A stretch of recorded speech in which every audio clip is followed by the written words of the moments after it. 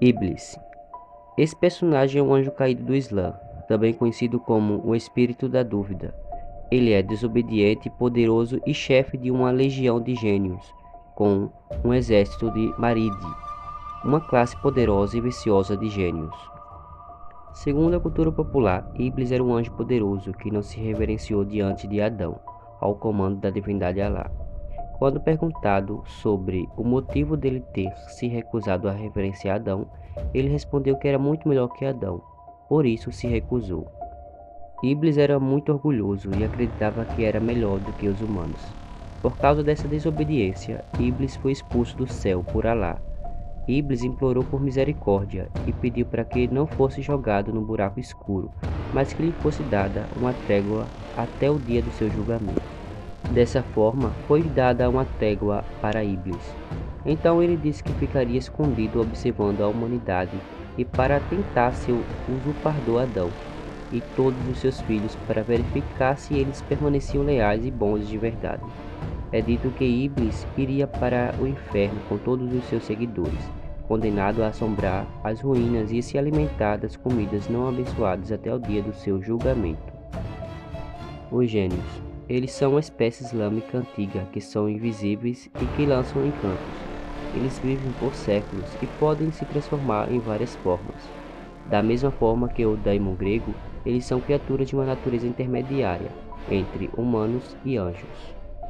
É dito no Alcorão, livro sagrado do Islã, que eles são uma espécie antiga que foram criados de um fogo sem fumaça, antes da humanidade.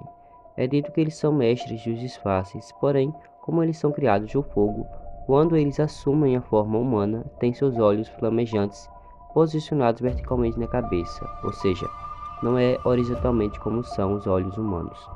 Além disso, é dito que a morada favorita dos gênios é o deserto. Por isso, quando se viaja para o deserto da Arábia, é necessário pedir permissão aos gênios para poder ficar em segurança. Saitan. Ele é um tipo de gênio criado a partir do fogo por Alá. Diferentemente do comportamento dos gênios que podem ser moderados ou malignos e membros de sua espécie podem até se tornarem bons, o Saitan é sempre malévolo. Da mesma forma que Iblis, a função do Saitan é conduzir a humanidade ao pecado pela tentação. Eles conseguem fazer isso por meio da criação de ilusões nas mentes das pessoas. Por exemplo, a criação de visões fascinantes e de prazeres para serem alcançados através do pecado. Ademais, o Saitan come sujeiras e excrementos e tem um ódio da água. É dito que se alguém vai dormir sem ter lavado as mãos, vai ter as suas mãos lambidas até ficarem com os dedos cobertos de sangue. É dito que o Saitan se parece muito com os seres humanos. No entanto, eles podem se transformar em animais e possuir cadáveres e pessoas. Além disso, alguns Saitan tomam a forma de mulheres sedutoras para levar os homens viajantes ao pecado. Agora, indo para a mitologia hindu, conheceremos o personagem Ravana. Segundo a mitologia hindu, Ravana possui 10 cabeças, 20 braços e olhos cruéis e em brasa. Ele é o campeão metamorfo, praticamente invulnerável, capaz de assumir diversas formas. A força dele é tanta que é dito que ele é capaz de quebrar uma montanha em duas com as suas próprias mãos. Além disso, ele cria fortes tempestades no mar. Conforme a mitologia hindu, quando Ravana nasceu, o universo se encheu de barulhos abomináveis.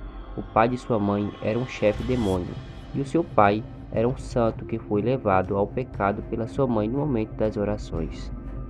Ravana adquiriu o poder pelo ascetismo e também pela meditação, isso durante milhares de anos. Quando adquiriu o poder suficiente para pedir uma dádiva a Brahma, um deus da religião hindu, ele pediu a imortalidade, o que não foi concedido. Depois de algumas negociações, ele conseguiu a proteção contra todos os elementos. No entanto, zombou da ideia de proteção contra os seres humanos, ou seja, os seres mortais. Ele era muito arrogante para aceitar esse tipo de proteção. Então, ele se tornou virtualmente quase indestrutível. Qualquer uma das suas cabeças, se fossem cortadas, renasciam imediatamente. Entretanto, ele deixou uma brecha, o que era a sua fraqueza. Ravana era um ser valente e mulherengo, que possuía uma autoconfiança exagerada. É dito que ele tinha um harém que, com o passar do tempo, só aumentava. porque ele capturava as mulheres pelos cabelos e levava elas voando pelo ar para o seu reino, em Lanka. Ravana tinha tudo, no entanto, sempre queria mais. Ele tinha uma inveja extrema de Rama, cujos seus feitos eram renomados. Rama era um herói, um deus encarnado que vivia com sua fiel esposa Sita em um exílio na floresta.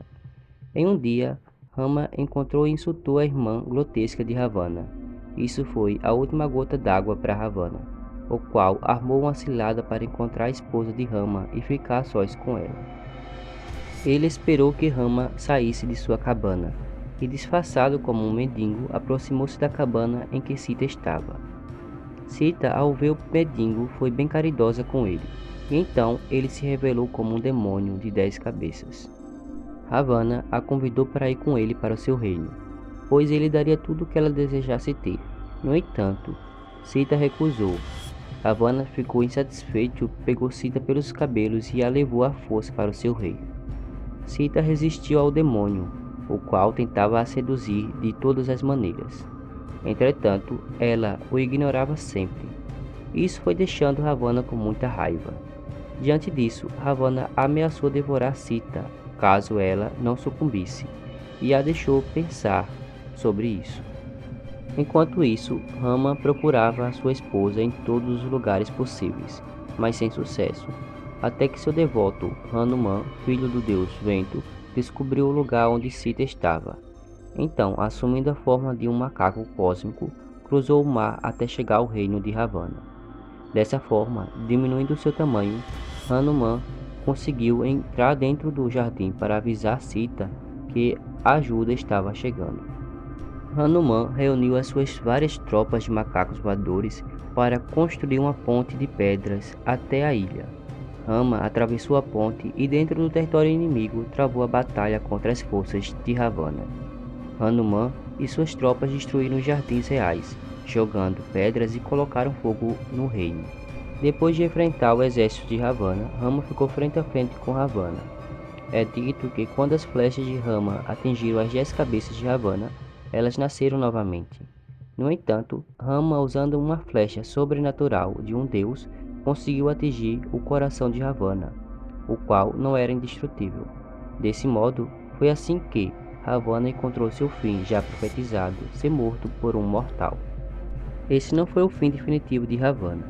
Ravana estava apenas vivendo uma das 3 vidas de demônio, como punição por uma falta cometida em uma vida passada, quando ele era um porteiro celestial e recusou a entrada dos filhos de Brahma por não estarem vestidos de forma apropriada.